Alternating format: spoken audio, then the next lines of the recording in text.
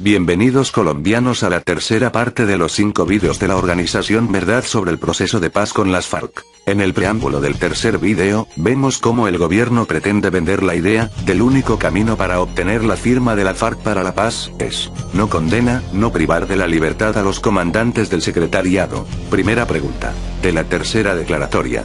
¿Qué pasará con todos los guerrilleros condenados a varios años de cárcel por delitos de lesa humanidad, narcotráfico, homicidio, secuestro, violación entre otros, recluidos en centros carcelarios?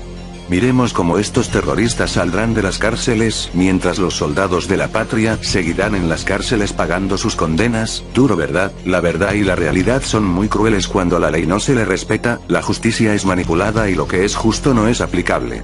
Piensen y reflexionen sobre el tema. Las FARC iniciaron con un propósito político popular, este propósito sería posible por medio de las armas, y en la actualidad, como van las cosas dentro del proceso de paz, se podría decir que lo han logrado como ellos lo plantearon en su idea inicial. En estos momentos, con todas las concesiones otorgadas, demuestran que las Fuerzas Armadas del Estado no pudieron reducir a la mínima expresión a las FARC, al contrario, lo que le han demostrado al gobierno es lo fortalecidas que están, vendiendo una paz amañada a sus intereses. Creer, a estas alturas en este proceso lleno de engaños y publicidad psicológica barata, que las FARC quieren la paz por las buenas, es pretender creer que el pueblo colombiano aceptará felizmente pagar más impuestos e incrementos en obligaciones estatales, sabiendo de antemano, que estos recursos serán para el mantenimiento y las obligaciones acordadas a favor de los desmovilizados, junto a todo lo que se acuerde bajo la mesa de negociaciones en La Habana, Cuba. El documento fue socializado a las FARC en Colombia. Ahora bien, los poderosos de siempre y la cúpula del secretariado de las FARC, quienes están en Cuba vendiendo internacionalmente el preámbulo, de lo que será en el futuro el nuevo movimiento o partido político del pueblo. Segunda pregunta.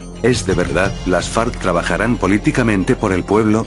Tenemos dudas por lo que han demostrado en los últimos 35 años. Hay un refrán de nuestros abuelos que es muy cierto, y dice que de eso tan bueno no dan tanto. Apliquen este refrán a los resultados de este proceso de paz. ¿Serán los hijos del pueblo los candidatos a cargos de elección popular, o será la descendencia de sangre del secretariado de las FARC los candidatos a esos cargos? Revisen muy bien los acuerdos y las modificaciones que le harán a la constitución política en general, ahí se encontrarán las trampas del proceso de paz para que esta organización llegue al poder como lo han anhelado desde hace 50 años. Ahora entremos en materia. Primer punto. Porque las FARC no quieren ser condenados, y mucho menos ser privados de su libertad, en cárceles colombianas. Miremos nuevamente algunas de las condiciones que deben aplicarse para que exista un verdadero perdón y una reparación legítima hacia las víctimas, que nos lleve a la verdadera paz duradera. Estas son: la ley, la justicia y lo que es justo. Es contra la ley retener y secuestrar a un personal civil, o sea, el pueblo que no tiene nada que ver en un conflicto ideológico militar. Lo más justo es quien lo cometa pague una condena privado de su libertad en un centro carcelario, sin importar sus intenciones político-militares o ideologías.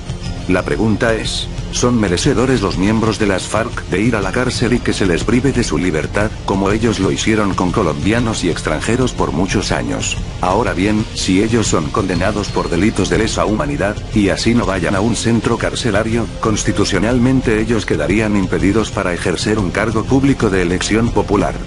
Pero como están las cosas, la salida del gobierno con su justicia transicional amañada, dará a estos narcoterroristas la posibilidad de gobernar a los colombianos, terroristas que durante muchos años tuvieron bajo el régimen del terror a Colombia.